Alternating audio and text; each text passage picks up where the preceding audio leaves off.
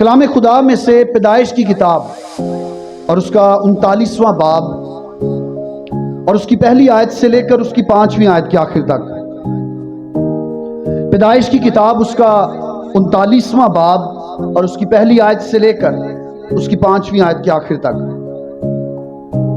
پاک کلام میں لکھا ہے، اور یوسف کو مصر میں لائے، اور پوتیفار مصری نے جو فرعون کا ایک حاکم اور جلوداروں کا سردار تھا، اس کو اسماعیلیوں کے ہاتھ سے جو اسے وہاں لے گئے تھے خرید لیا. اور خداوند یوسف کے ساتھ تھا اور وہ اقبال مند ہوا اور اپنے مصری آقا کے گھر میں رہتا تھا. اور اس کے آقا نے دیکھا کہ خداوند اس کے ساتھ ہے، اور جس کام کو وہ ہاتھ لگاتا ہے خداوند اس میں اسے اقبال مند کرتا ہے.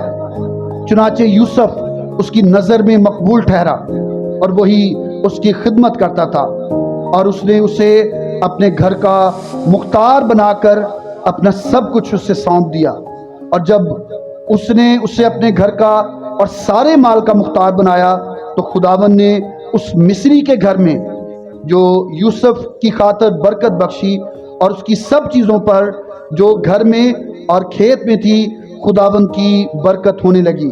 خداوند کے پاک کلام کا پڑھا اور سنا جانا ہم سبوں کے لیے برکت کا باعث ٹھہرے. آمین.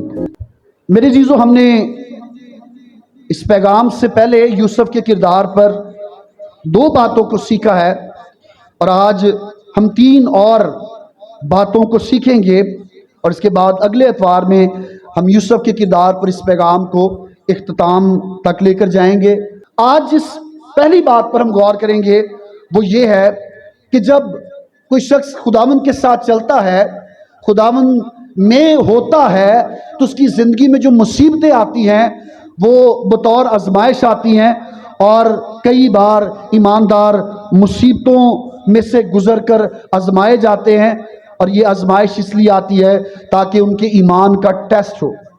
یوسف جو یعقوب کا 11واں بیٹا ہے، وہ اسماعیلیوں کے ذریعے سے مصر میں چلا گیا.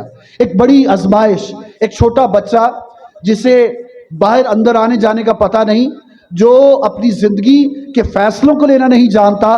پہلے تو اسے کنویں میں ڈالا گیا، پہلے وہ کنویں میں ڈالے جانے کی مصیبت میں پڑا، اور اس کے بعد اسے بیچ دیا گیا، اس کی قیمت لے کر اسے بیچ دیا گیا.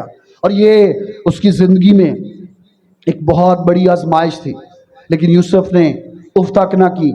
اور دیکھیں، جب ہم خداوند میں ہوتے ہیں، جب ہم خداوند کے ساتھ چلتے ہیں، خداوند کا نام لینے کے باعث ہمیں اظہار ثانی کا، ہمیں پریشانیوں کا اور مسائل کا سامنا کرنا پڑتا ہے، تو ہمیں کبھی بھی پریشان نہیں ہونا.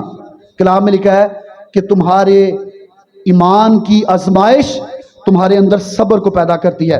کلام میں لکھا ہے کہ جب وہ مصر میں پہنچا تو یوسف کو مصر میں پوتیفار نے، جو مصری فرعون کا ایک حاکم تھا اور جلوداروں کا سردار تھا.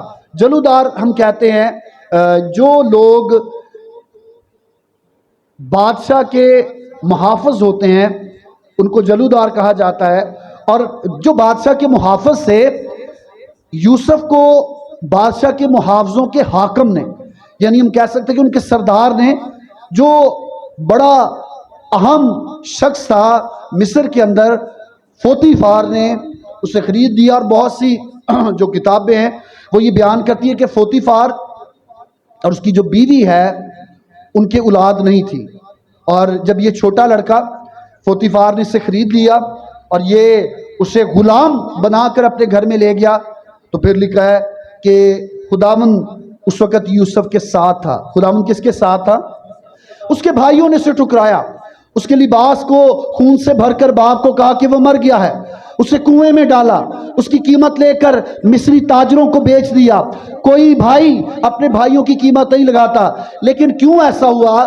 کیونکہ خداوند یوسف کے ساتھ تھا، اس لیے یوسف کو ان پریشانیوں میں سے گزرنا پڑا. لیکن لکھا ہے خداوند یوسف کے ساتھ تھا، اور پھر خداوند نے اسے اقبال مند کیا. جب خداوند ہمارے ساتھ ہوتا ہے اور ہم مصیبتوں کو، پریشانیوں کو، ٹکرائے جانے کو، اپنی بےعزتی کو یسوع کا نام لے کر برداشت کرتے ہیں تو پھر کلام میں لکھا ہے کہ وہ ہمیں اقبال مند کرتا ہے، اور کلام یہ بیان کرتا ہے کہ خدا کے کبھی ہاتھ کے نیچے فروتی سے رہو تو وہ تمہیں وقت پر کیا کرے گا؟ سر بلند کرے گا۔ سر بلندی خداوند کی طرف سے ہے۔ ہم سر بلندی تو چاہتے ہیں، ہم برکتیں تو چاہتے ہیں، لیکن اس کے لیے رسوا ہونا، پریشان ہونا، مصیبتوں کو برداشت کرنا، اظہار ثانیہ اپنی زندگی میں برداشت کرنا نہیں چاہتے، بلکہ ہلکی سی مصیبت بھی آ جائے تو شاید ہماری دعا کا رخ، ہماری دعا کے الفاظ بدل جاتے اور ہم کہتے کہ اے خداوند میں اس مصیبت کو برداشت نہیں کر سکتا۔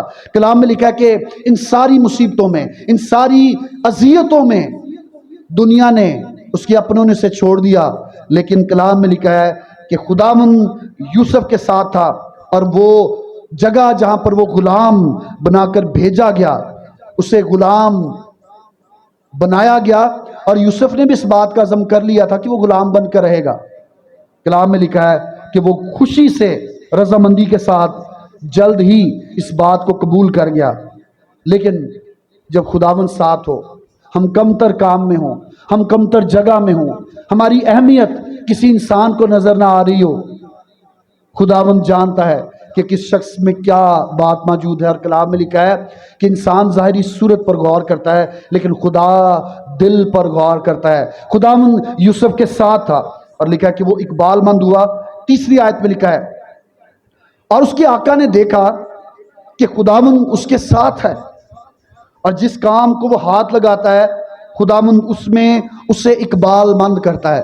یوسف اگر وہ فصل کی جانب جاتا، اگر وہ کھیت کی جانب جاتا تو کھیت کے اندر برکت آ جاتی، اگر وہ گھر کے کسی کام کو کرتا تو وہ کام پورا ہو جاتا، اور کلام میں لکھا ہے کہ جس کام کو تو ہاتھ لگائے گا وہ تیرے لیے ببرکت ہوگا، اور یہ کب ہوگا؟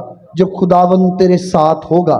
میرے عزیزو، کئی بار ہم اپنی زندگی میں بہت سارے کاموں کو کر رہے ہوتے ہیں، ہم اچھی نوکری کر رہے ہوتے ہیں، ہم اچھے کام کاج کو کر رہے ہوتے ہیں، ہمارے پاس روپے پیسے کی فراوانی ہوتی ہے، لیکن اس میں برکت نہیں ہوتی، اور برکت ایک ہی وجہ سے ہماری زندگی میں آ سکتی ہے، اگر خداوند ہمارے ساتھ ہو اور وہ ہمیں اقبال مند کر رہا ہو۔ ایک وقت آیا کہ یوسف جو غلام بنا کر مصر میں پوتیفار کے گھر میں لایا گیا تھا، وہ غلام سے نگران یا نگہبان بن گیا، اور لکھا ہے کہ اس کے مالک نے، اس کے آقا نے جب دیکھا کہ خداوند اس کے ساتھ ہے تو لکھا ہے کہ خداوند نے جب اس سے برکت دی تو خداوند نے اسے اقبال مند بھی کیا، اور لکھا ہے کہ پوتیفار نے اسے اپنے گھر کا مختار بنا کر اپنا سب کچھ اسے سونپ دیا۔ کیا کر دیا؟ اسے سب کچھ سونپ دیا۔ اور 5ویں آیت میں لکھا جب اس نے اسے گھر کا اور سارے مال کا مختار بنایا تو خداوند نے اس مصری کے گھر میں یوسف کی خاطر برکت بخشی، اور اس کی سب چیزوں پر جو گھر میں اور کھیت میں تھی خداوند کی برکت ہونے لگی۔ میرے عزیزو، خداوند کی برکت ہماری زندگی میں تب ہوتی ہے جب ہم خدا کے لوگوں کو عزت دینا شروع کرتے ہیں۔ خداوند کے لوگوں کو عزت دینے کا مطلب ہرگز صرف یہ نہیں کہ خدا کا خادم، بلکہ وہ شخص جو آپ کے گھر میں، آپ کی کلیسیا میں، آپ کے علاقہ میں خداوند کے ساتھ چلتا ہے، اور آپ دیکھتے ہیں کہ خداوند کا ہاتھ اس پر ہے، کبھی بھی اس شخص کے خلاف نہ جائیں، کبھی بھی اس کے خلاف نہ جائیں، کیونکہ اگر آپ ایسے شخص کے خلاف جائیں گے جس کے ساتھ خداوند ہے تو پھر خداوند خود ایسے لوگوں کا مقابلہ کرتا ہے۔ لکھا ہے کلام میں کہ ایک اور مصیبت اس کی زندگی میں آئی، ایک طرف خداوند کی برکتیں آ رہی ہیں اور دوسری طرف مصیبت آ رہی ہے۔ جس طرح ہم ایوب کی زندگی میں دیکھتے ہیں کہ وہ امیر ہے، اس کے پاس مال و متاع ہے، بال بچے ہیں، جانور ہیں، بڑا اچھا گھر ہے، دنیا کی سب چیزیں ہیں، اور سب سے بڑھ کر یہ کہ وہ خداوند سے ڈرتا اور اس کے حکموں پر چلتا تھا۔ کلام میں لکھا ہے کہ شیطان نے، ابلیس نے، اس نے خداوند سے ایوب کو مانگ لیا، اور ایسا ہی یوسف کے ساتھ بھی ہوا، اور اسے پوتیفار کی بیوی نے بہکانے کی کوشش کی، اور کلام میں لکھا ہے کہ اس کی آقا کی بیوی کی آنکھ یوسف پر تھی اور وہ اس سے کہتی تھی کہ میرے ساتھ ہم بستر ہو، لیکن لکھا ہے کہ یوسف وہ اس بات سے باز ہی رہا۔ اور ایک روز ایسا آیا جب اس عورت نے اس بات کو اور اس فعل کو سر انجام دینے کی کوشش کی تو یوسف اس جگہ سے بھاگ گیا، اور کلام میں لکھا کہ اس کا جو پیرہن ہے، اس کا جو لباس اس نے پہنا تھا، اس کا پیرہن، اس کا آگے کا حصہ جو ہے، جب یوسف بھاگا تو اس کا لباس پھٹ گیا اور اس کا پیرہن جو ہے وہ اس عورت کے ہاتھ میں رہ گیا۔ اور پھر وہ الزام اس عورت نے یوسف پر لگایا کہ یہ تو میرے بستر میں گھس گیا تھا، یہ میرے ساتھ غلط کرنا چاہتا تھا۔ جب پوتیفار کو یہ بات پتہ چلی تو یوسف نے کوئی بھی بات نہیں کی، اور اگر یوسف چاہتا تو وہ اس بات کے لیے اپنے آپ کو بچانے کے لیے اپنے اوپر ترس کھا سکتا تھا، لیکن اس نے اپنے اوپر ترس نہ کھایا، بلکہ وہ یہ جانتا تھا، خداوند کا بندہ تھا، وہ جانتا تھا کہ اب مجھے اس جگہ سے نکلنا ہے، اب مجھے اس جگہ سے جانا۔ اور کلام میں لکھا ہے کہ سب چیزیں مل کر خدا سے محبت رکھنے والوں کے لیے کیا پیدا کرتی ہیں؟ بلائی پیدا کرتی ہیں۔ کلام میں لکھا ہے کہ پوتیفار نے جب یہ سنا اور یہ دیکھا کہ ایسا ہوا ہے تو اس نے اسے قید خانہ میں بھیج دیا، اور یوسف اس نے باپ کی مرضی کو قبول کیا، اور باپ کی مرضی کو قبول کرتے ہوئے وہ اپنے اوپر ترس نہیں کھاتا، وہ یہ نہیں کہتا، حالانکہ جتنا اس کا مالک اس سے پیار کرتا تھا، جتنا اس کا مالک اس سے محبت کرتا تھا، اگر یوسف کھول کر ساری باتیں بیان کرتا، خدا کا بندہ تھا، خدا نے اسے اپنے الفاظ بھی دینے تھے، لیکن وہ اس وقت میں جان گیا تھا کہ اب میرا وقت آ چکا ہے کہ میں یہاں سے جاؤں۔ اور ایسا کیوں تھا؟ دوسری بات جس کو ہم سیکھیں گے وہ یہ ہے کیونکہ خداوند اب اسے پوتیفار کے گھر سے نکال کر ایک اور اچھی اور بہتر جگہ پر لے کر جانا چاہتا تھا، اور خداوند اسے عزت دینا چاہتا تھا۔ دوسری بات جس پر ہم غور کریں گے وہ یہ ہے کہ خداوند اسے عزت دینا چاہتا تھا۔ خداوند کیا کرنا چاہتا تھا؟ اسے پیدائش کی کتاب اس کا 39واں باب اور اس کی 21ویں آیت سے لے کر اس کی 23ویں آیت۔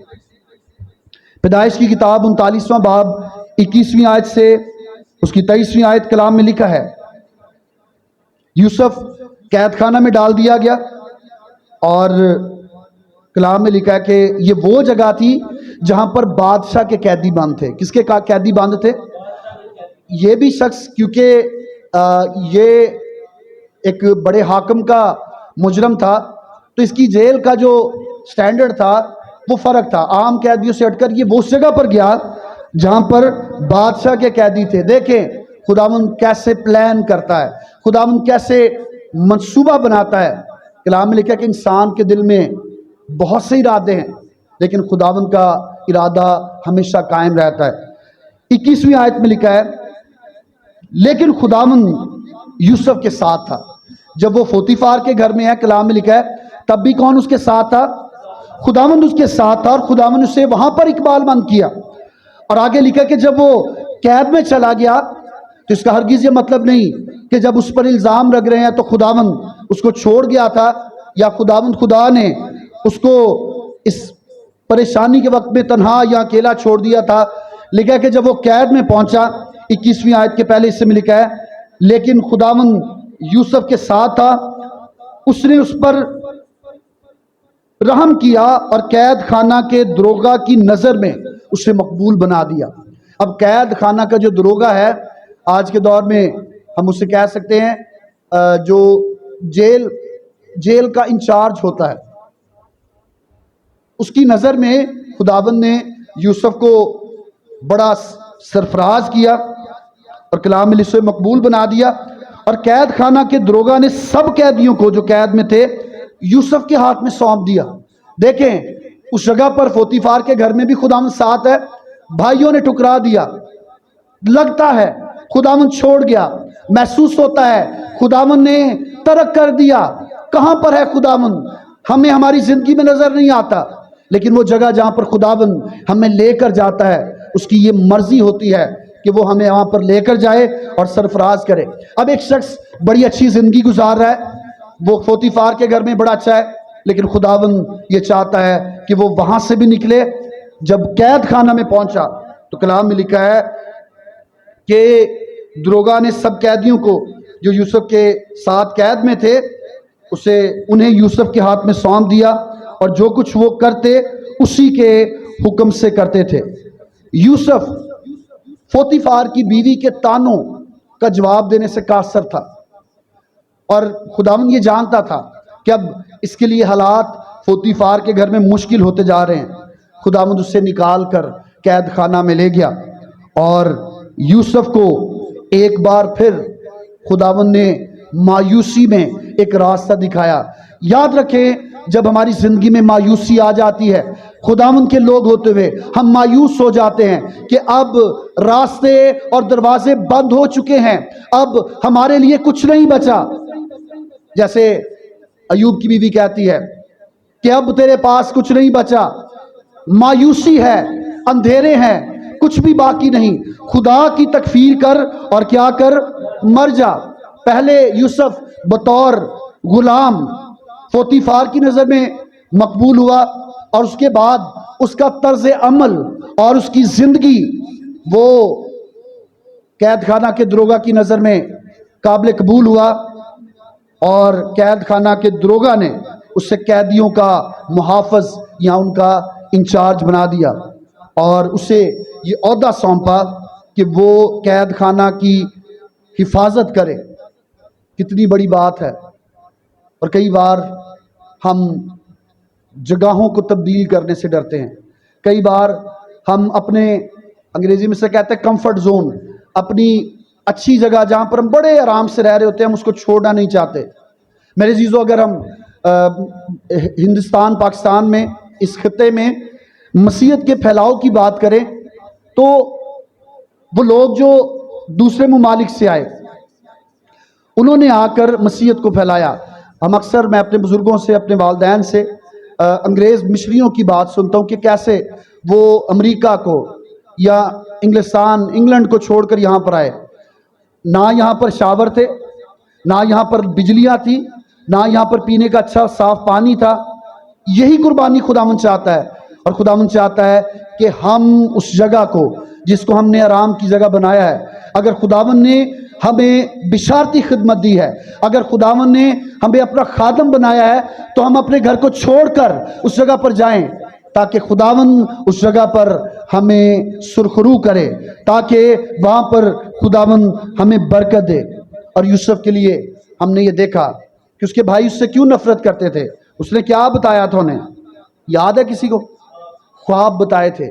یوسف خواب دیکھتا بھی تھا، اور خداوند نے اس سے برکت دی تھی کہ وہ خوابوں کی تعبیر بھی کرتا تھا۔ اور کلام میں لکھا ہے کہ وہ جب بادشاہ کے قیدیوں کے ساتھ، وہ جو بادشاہ کی طرف سے اس کے جو شاہی نوکر چاکر تھے، ان کے قیدیوں کے ساتھ، بادشاہ کے قیدیوں کے ساتھ قید تھا، تو وہاں پر دو لوگ تھے۔ ایک شخص جو تھا وہ ساقی تھا، جو بادشاہ کو جام پلاتا تھا، پیالہ، بادشاہ کو جام پلاتا تھا، پیالہ اس کے پاس بادشاہ کا ہوتا تھا۔ اور ایک وہ شخص تھا جسے کلام میں لکھا کہ وہ نان بائی تھا، وہ جو بادشاہ کے لیے کھانا بناتا تھا، اس کا باورچی تھا۔ تو لکھا کہ جب یوسف اس قید کی حالت میں ہے تو کلام میں لکھا ہے کہ یوسف کو ان دونوں نے اپنے اپنے خواب بتائے۔ ایک نے بتایا کہ میں بادشاہ کے لیے گوشت لے کر جا رہا ہوں، ٹوکرے میں میں نے گوشت اٹھایا۔ کلام میں لکھا ہے، جب آپ اس کو گھر پر جا کر پڑھیں گے 40واں باب اس کے اندر، تو یوسف ان کے خوابوں کی تعبیر بتاتا ہے۔ جو نان بھائی تھا اس نے خواب دیکھا کہ وہ گوشت لے کر جا رہا ہے، تو اس کے سر پر جو گوشت ہے، ٹوکرے میں گوشت ہے، اس کے سر پر سے پرندے اڑ اڑ کر اس گوشت کو اس ٹوکرے میں سے لے رہے ہیں۔ وہ اس خواب کو سمجھ نہیں پایا، تو یوسف نے اس کے خواب کی تعبیر اسے یہ بتائی۔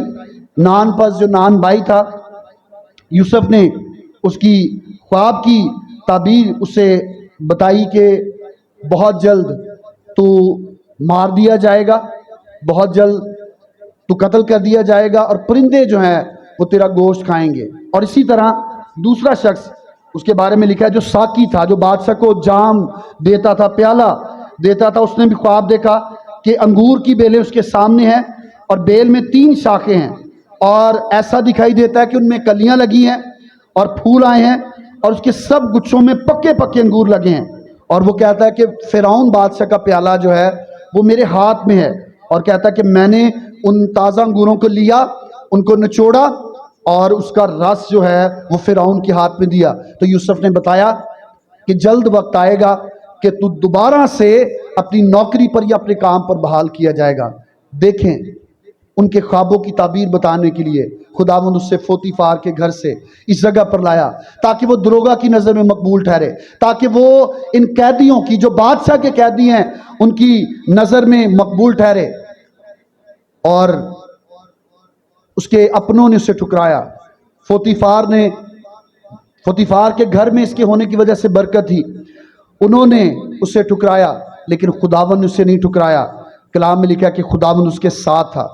اور متی کی انجیل اس کے 3 باب میں اور اس کی 17ویں آیت میں، اور اسی طرح لوکا کی انجیل 9 باب 35 آیت، یوحنا کی انجیل 12 باب اس کی 28 آیت، یہ 3 آیات ہیں جس میں خداوند خدا آسمان سے آواز دیتا ہے، لوگ سنتے ہیں۔ یوحنا کی انجیل میں لکھا ہے کہ جب خدا کی آواز آئی تو لوگوں نے سنا، خداوند نے کہا کہ یہ میرا پیارا بیٹا ہے۔ لوگ یسوع کو ٹھکرا رہے ہیں، مذہبی پیشوا، اس قوم کے بزرگ، یہاں تک کہ اس کے شاگرد یسوع کو چھوڑ کر جا رہے ہیں، لیکن باپ اس سے خوش ہے، اور وہ یہ کہتا ہے کہ یہ کون ہے؟ میرا پیارا بیٹا ہے۔ تیسری بات جس پر ہم غور کریں گے اور آخری بات آج کے پیغام میں وہ یہ ہے کہ جب وہ قید کی حالت میں تھا تو خداوند نے یوسف کو قید خانہ میں سرفرازی عطا کی۔ پیدائش کی کتاب اس کا 41واں باب اور اس کی 9ویں آیت سے 13ویں آیت، اس حوالے کا پس منظر یہ ہے، اس بات کا پس منظر یہ ہے کہ بادشاہ نے بھی ایک خواب دیکھا، اور بادشاہ نے جب یہ خواب دیکھا تو بادشاہ نے اپنے عالموں کو، نجومیوں کو اور بڑے بڑے علم والوں کو بلایا، لیکن بادشاہ کی سوچ کے مطابق یا اس کے خواب کے مطابق وہ سب کچھ جو بادشاہ سوچ رہا تھا، اس کے عالم، اس کے نجومی، جادوگر، وہ اس کے خواب کی تعبیر نہ بتاتے تھے۔ اور کلام میں لکھا ہے کہ فرعون وہ گھبرایا ہوا تھا، اس کا جی گھبرایا تھا، اس کے خواب کی تعبیر نہیں آ رہی تھی۔ اور اس سے پہلے کہ بادشاہ کو یہ خواب آتا، وہ 2 لوگ جو یوسف کے ساتھ قید میں تھے، ایک کو قتل کر دیا گیا، دوسرے کی نوکری بحال ہوئی، اور وہ بادشاہ کے پاس چلا گیا اور وہ جا کر یوسف کو بھول گیا۔ لیکن لکھا ہے کہ جب ایک روز بادشاہ اپنے تخت پر بیٹھا تھا، اپنے محل میں تھا، بادشاہ پریشان تھا، تو ساقی کو جو یوسف کے پاس سے قید میں سے نکل کر بحال ہو کر بادشاہ کے پاس آیا تھا، اسے یہ بات یاد آئی۔ اور پیدائش کی کتاب 41واں باب اور اس کی 9ویں آیت سے 13ویں آیت میں لکھا ہے، اس وقت سردار ساقی نے فرعون سے کہا، میری خطائیں آج مجھے یاد آئیں، جب فرعون اپنے خادموں سے ناراض تھا اور اس نے مجھے اور سردار نانپس کو جلوداروں کے سردار کے گھر میں نظر بند کروایا، تو میں نے اور اس نے ایک ہی رات میں ایک ایک خواب دیکھا۔ یہ خواب ہم نے اپنے اپنے ہونہار کے مطابق دیکھے، یعنی اپنے اپنی ذمہ داری کے مطابق دیکھے۔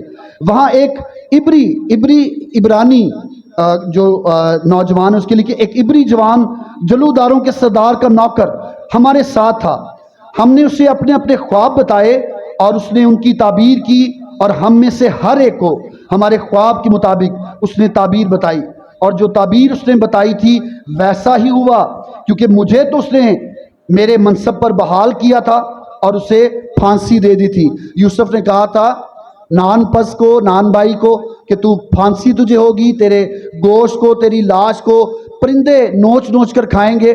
اس کے ساتھ ایسا ہی ہوا، اور ساقی کہتا ہے میں اپنی نوکری پر بحال ہو گیا۔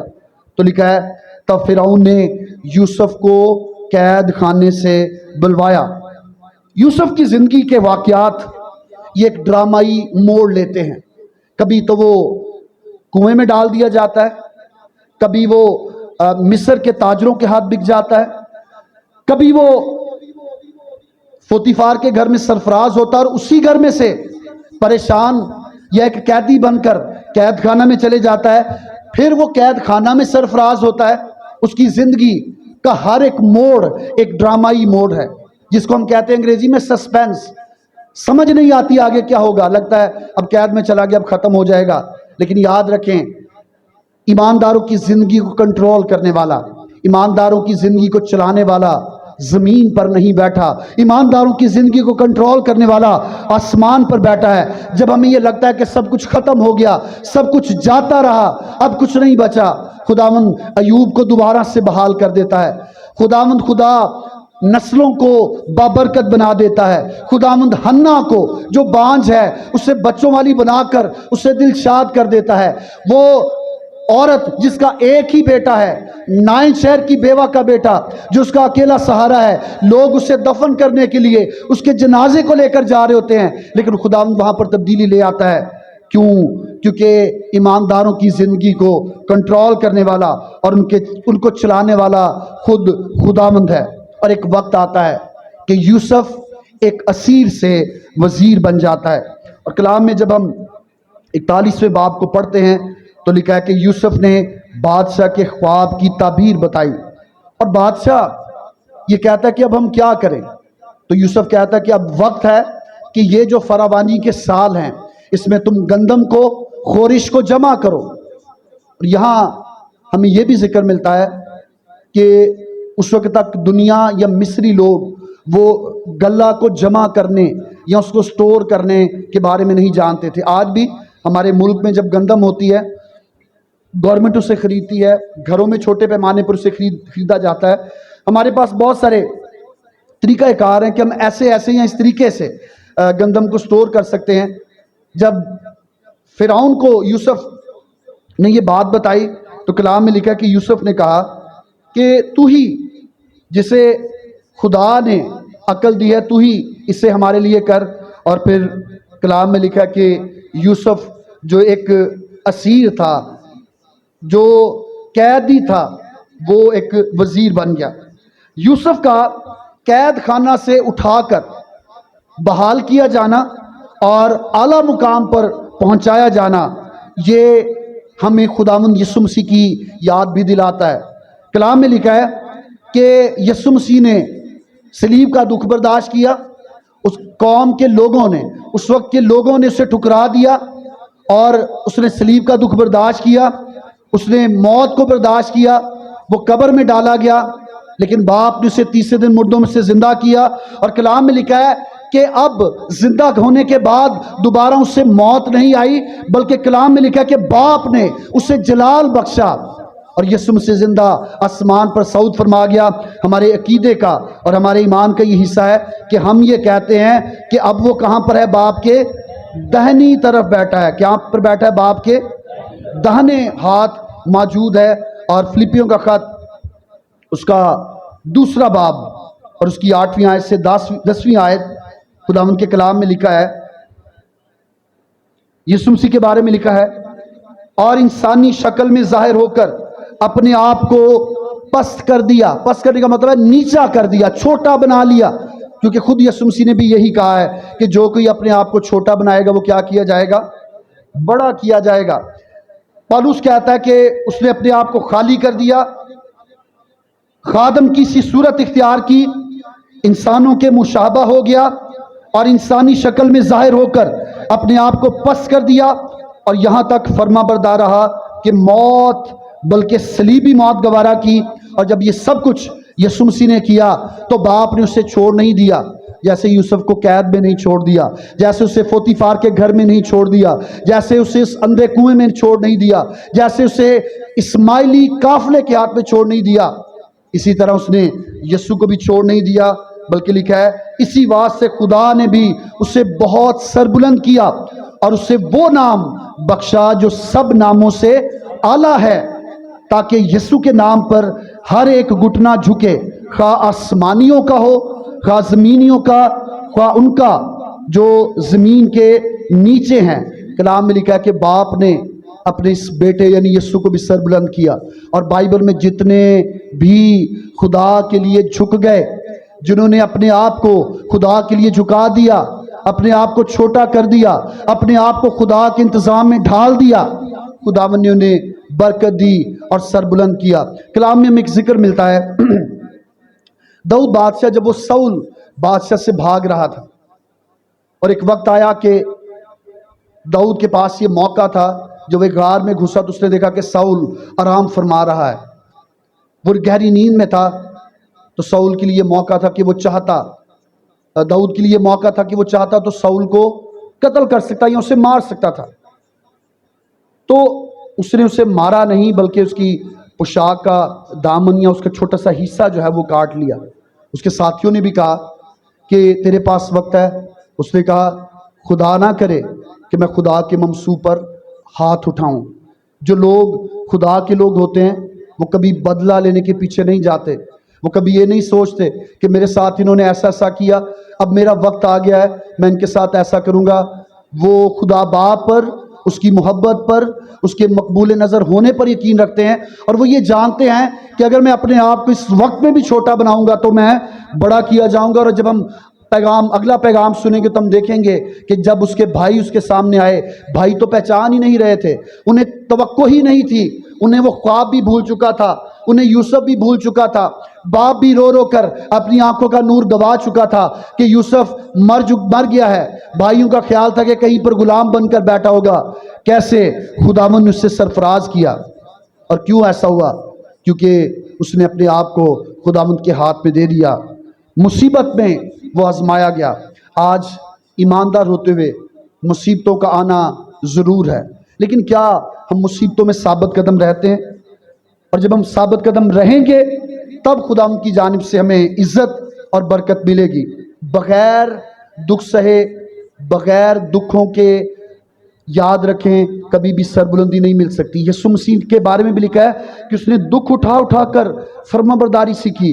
और पौलुस रसूल वो इस खत को लिखते हुए कहता है कि वो खुदा की सूरत पर है, खुद खुदा है, कलमा है, मुजस्सम होकर जिस्म लेकर आ गया, लेकिन उसने भी दुख उठाया। और फिर जब दुख उठाया तो बाप ने उससे वो नाम बख्शा जो सब नामों से क्या है, आला है, और सब घुटने उसके सामने झुकते हैं। बगैर यीशु नाम के आज दुनिया में मुक्ति, निजात नहीं है। ये सब कुछ यूसुफ के साथ भी हुआ।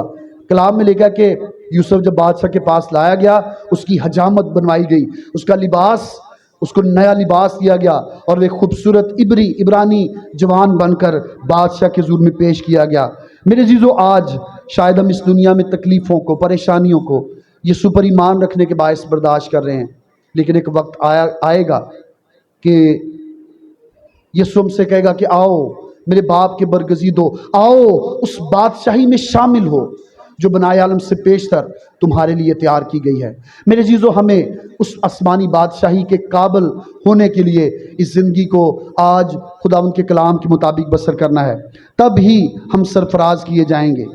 मेरे जीजो, हम 5 बातों को अब तक सीख चुके हैं कि हमें अपने आसमानी बाप के पसंदीदा बनना है। दुनिया हमें ठुकराती है तो ठुकरा दे, लेकिन हमें अपने आसमानी बाप के नाफरमान नहीं होना।